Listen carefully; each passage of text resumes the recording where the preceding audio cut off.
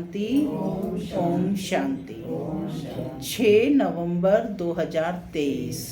आज मीठी मुरली में बाबा ने बताया कि जितना जितना तुम देह भान को छोड़ते जाएंगे और देही अभिमानी यानी आत्म अभिमानी बनते जाएंगे तो यह तुम्हारी सुरक्षा का भी साधन है, सेफ्टी का भी साधन है और कोई दुश्मन तुम पर वार नहीं कर सकेगा।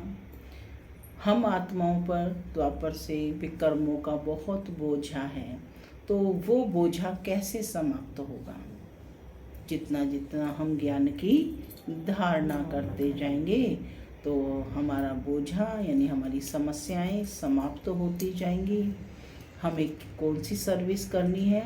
वर्तमान में जिस्मानी सर्विस करने वाले तो बहुत हैं, लेकिन बाबा की आज्ञा है, श्रीमत है कि तुम बच्चे रूहानी सर्विस में लग जाओ। आत्माओं को शक्तिशाली बनाना है, रूहानी सर्विस कर उनको भी परम पिता परमात्मा से जोड़ना है। सुनते हैं ईश्वरीय महावाक्य, मीठी मधुर मुरली। ओम शांति। ओम शांति। आज बाबा कहते मीठे बच्चे देही अभिमानी बनने में ही तुम्हारी सेफ्टी है। तुम श्रीमत पर रूहानी सर्विस में लग जाओ तो देह अभिमान रूपी दुश्मन वार नहीं करेगा। प्रश्न, विकर्मों का बोझ सिर पर है, उसकी निशानी क्या होगी? उसे हल्का करने की विधि सुनाओ। उत्तर, जब तक विकर्मों का बोझ है तब तक ज्ञान की धारणा नहीं हो सकती। कर्म ऐसे किए हुए हैं जो बार बार विघ्न डालते हैं, आगे बढ़ने नहीं देते। इस बोझ से हल्का होने के लिए नींद को जीतने वाले निद्रा जीत बनो। रात को जाग कर बाबा को याद करो तो बोझ हल्का हो जाएगा। गीत चला, माता ओ माता तू है सारे जग की भाग्य विधाता, भाग्य को बनाने वाली। ओम शांति। बाबा कहते कि यह हुई जगत अम्बा की महिमा। क्या महिमा की? माता ओ माता तू है सारे जग की भाग्य विधाता, क्योंकि यह है नई रचना। एकदम नई रचना तो होती नहीं है, पुरानी से नहीं होती है।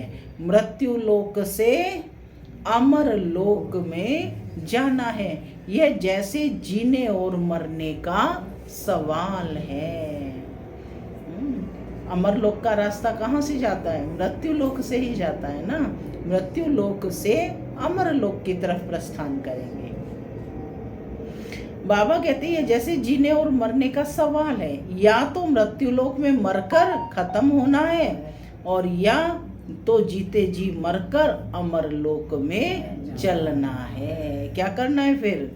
जीते जी मरकर अमर लोक में चलना है। जगत की माँ माना जगत को रचने वाली, यह जरूर है बाप स्वर्ग का रचयिता है।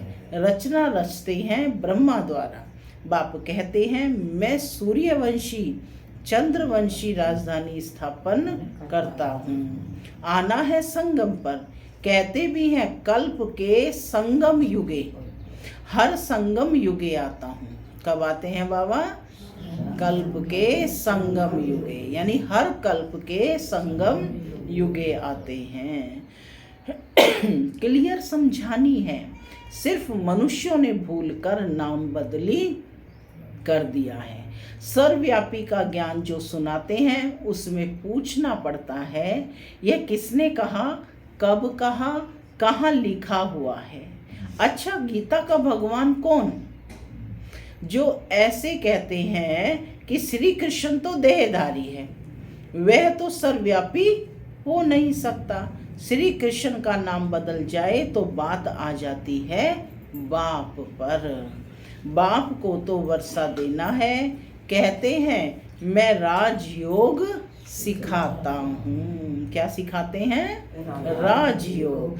सूर्यवंशी चंद्रवंशी का राज वर्षा देने, नहीं तो 21 जन्म का वर्षा उन्हें किसने दिया?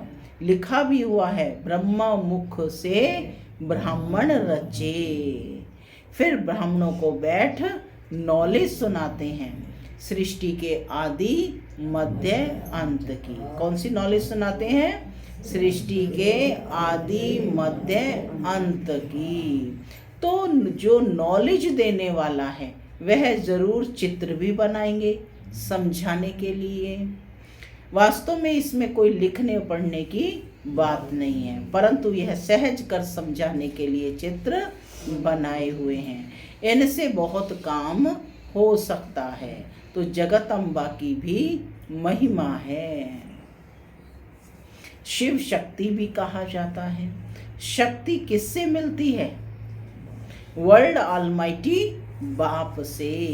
वर्ल्ड ऑलमाइटी अथॉरिटी, यह अक्षर भी महिमा देने में देना पड़े। अथॉरिटी माना जो भी शास्त्रों आदि की नॉलेज है वह सब जानते हैं। अथॉरिटी है समझाने की। ब्रह्मा के हाथ में शास्त्र भी दिखाते हैं और कहते हैं ब्रह्मा मुख कमल द्वारा सभी वेद शास्त्रों का राज समझाते हैं। तो अथॉरिटी हुई ना। क्या करते हैं शिव बाबा? सभी वेदों शास्त्रों का सार समझाते हैं। तुम बच्चों को सभी वेद शास्त्रों का राज समझाते हैं। दुनिया नहीं जानती कि धर्म शास्त्र किसको कहा जाता है। कहा भी जाता है 4 धर्म है, उनमें भी एक धर्म है मुख्य, और यह है फाउंडेशन। कौन सा है धर्म फाउंडेशन का? आदि सनातन देवी देवता धर्म, जो कि मुख्य फाउंडेशन का है, वो आज नहीं है। बाकी अन्य तीनों धर्म हैं। कौन कौन से धर्म? मुख्य धर्म कौन कौन से हैं? इस्लाम धर्म और बौद्ध धर्म, क्रिश्चियन धर्म, ठीक है ना। और चौथा तो अपना है ही फर्स्ट आदि सनातन देवी देवता धर्म, जो कि इस समय प्रलुप्त हो गया है। तो बाबा कहते कि उनमें भी एक धर्म है मुख्य, यह है फाउंडेशन। बनेन ट्री का मिसाल भी दिया जाता है। इनका फाउंडेशन सड़ गया है, बाकी टाल टालियां खड़ी हैं। यह है मिसाल। दुनिया में झाड़ तो बहुत है, सतयुग में भी झाड़ तो होंगे ना, करके जंगल नहीं बगीचे होंगे।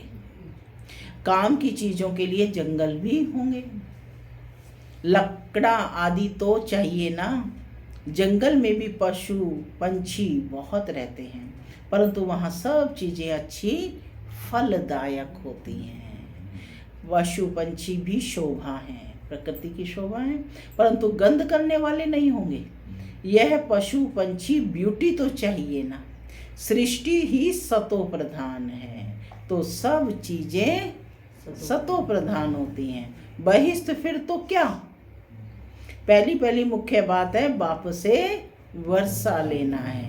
चित्र बनते रहते हैं, उनमें भी लिखना है ब्रह्मा द्वारा स्थापना, विष्णु द्वारा पालना और शंकर द्वारा आसुरी सृष्टि का विनाश करते हैं। यह अक्षर मनुष्य समझते नहीं हैं, इसलिए विष्णु के 2 रूप लक्ष्मी नारायण हैं, पालना करने वाले।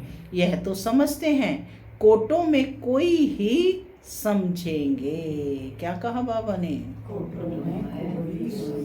तो कौन बैठे हो?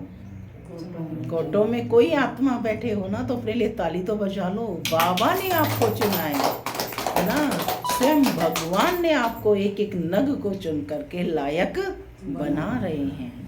तो कहते कि कोटों में कोई ही समझेंगे। फिर यह लिखा है कि आश्चर्यवत सुनंती कथंती, नंबरवार पुरुषार्थ अनुसार अपना पद प्राप्त करते हैं। कहाँ न कहाँ ये बातें लिखी हुई हैं। भगवान वाच अक्षर भी ठीक है। भगवान की बायोग्राफी अगर बिगड़ जाए तो सब शास्त्र खंडन हो जाएं। देखने में आता है बाप दिन प्रतिदिन अच्छी अच्छी पॉइंट्स देते रहते हैं, इसीलिए नॉलेज को रोज सुनना ज़रूरी है ना।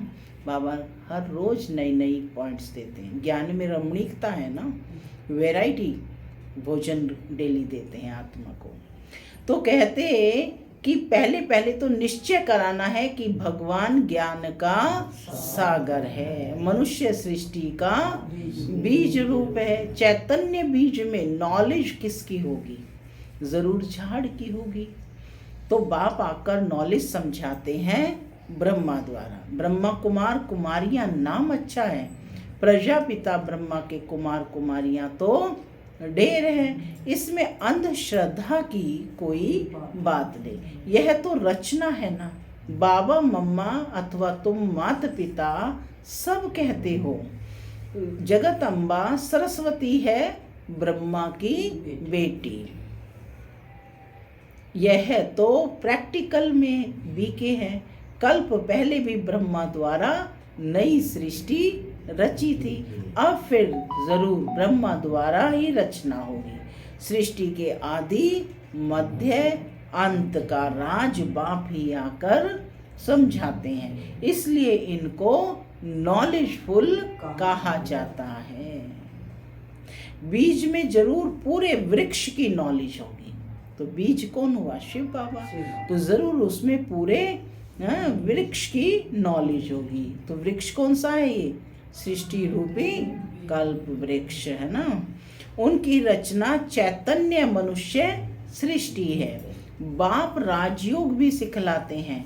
परम पिता परमात्मा ब्रह्मा द्वारा ब्राह्मणों को बैठ सिखलाते हैं, जो ब्राह्मण फिर देवता बनते हैं। सुनने समय मजा तो सबको बहुत आता है, परंतु देह अभिमान के कारण धारणा नहीं होती है। यहाँ से बाहर गए और खलास। अनेक प्रकार का देह अभिमान है, इसमें बड़ी मेहनत चाहिए। तो देह अभिमान को छोड़ने के लिए क्या बनना है?